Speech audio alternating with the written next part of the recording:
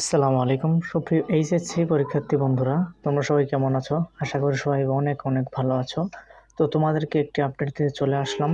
তো এই আপডেটটা হলো তোমরা তো গতকালকে তোমাদের বোর্ড চ্যালেঞ্জ শেষ হয়ে গেছে। এখন তোমাদের রেজাল্টের সময় এসে গেছে। রেজাল্টের ডেট শোনার সময় এসে গেছে। তোমরা কবে ডেট পাবা, রেজাল্টের ডেটটা জানতে পারবা। এটা অন্যান্য দেখতেছি যে অনেক ইউটিউবাররা বানিয়ে ফেলতেছে যে রেজাল্ট কবে দিবে, এইটা ওইটা এই সেই, হ্যাঁ, এরকম ভাবে ভিডিও বানাইতেছে। তো আমি ওইগুলা ভিডিও আমি দেই না, তোমরা জানো। আমি যা সত্য তাই তোমাদের কাছে করি, প্রকাশ করি। দেখো, এখনো তোমাদের খাতা এখনো দেখাই শুরু করে নাই। খাতাগুলো তো এখনো দেখাই শুরু করে নাই। কেমনে তোমার রেজাল্ট দিবে বলো? এখন তোমাদের ঢাকা বোর্ডের সবচেয়ে বেশি তোমার বোর্ড চ্যালেঞ্জের আবেদন হয়েছে। কিছু কিছু তোমার বেশি হয়েছে, আবার কিছু কম হয়েছে।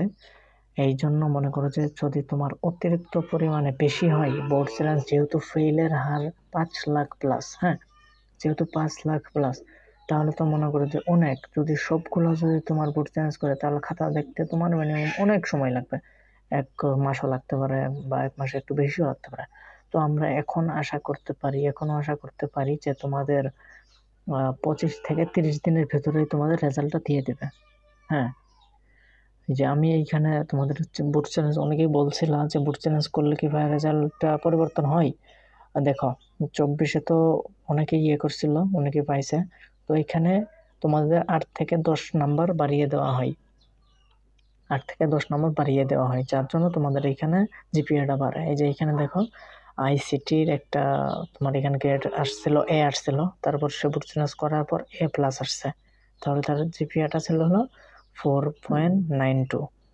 তারপরে এখানে দেখো জিপিএ হয়েছে, জিপিএ 5 পাইছে এখানে। হ্যাঁ, এখানে দেখো তাহলে কত মার্ক পাইলো, সে 8 মার্ক পাইলো। 8 মার্কের জন্য সে জিপিএ পাইছে। এবার যদিও খাতাগুলো কঠোরভাবে দেখা হয়েছে, তো আমি এইগুলাই করি না যে কঠোরভাবে হয়েছে তো ওইভাবে না হোক। তোমাদের খাতাগুলো অনেক কঠিনভাবে দেখা হয়েছে। আমরা চাই যে তোমাদের যাতে 8-10 করে না দিলেও যাতে তোমাদের 3-4 করে দেয়। তোমরা যে 2-1-এর জন্য ফেল করছো, যারা তাদেরকে 5টা করিয়ে দেওয়া হোক। যারা 2-1-এর জন্য, 3-5-এর জন্য যারা ফেল করছে, তারা যেন 5টা পাই।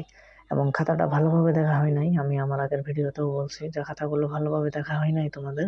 যেহেতু প্রতি বছর তোমরা টিকটকে দেখো, আমিও টিকটকে ঢুকলে একটু দেখি যে খাতাগুলো অনেক টিকটকাররা দেখতেছে, সেখানে তোমাদের নাম্বারগুলো কম দিতেছে। এবং স্যারেরা এবার একটু উপর মহল থেকে যখন বলছে যে রেজাল্ট যেন অনেক খারাপ হয়, যেন খাতাগুলো যেন এমন ভাবে দেখা হয় যেন মার্ক অনেকে পাই না। হ্যাঁ, এখানে অনেকেই মনে করো যে তোর ভালো পরীক্ষা দিছে, তারাও এসে হতাশ, ফেল করছে অনেকেই, তারা হতাশ হয়ে গেছে যে এত ভালো পরীক্ষা আমি কখনো দেই নাই, তো আমি কেন ফেল করলাম? এত ভালো পরীক্ষা দেওয়ার পরও আমি কেমন করে ফেল করলাম, এটা নিয়ে তারা কনফিউশনে আছে। তারপর মনে করো যে তোমাদের এমসিকিউ অনেক ভালো হয়েছে।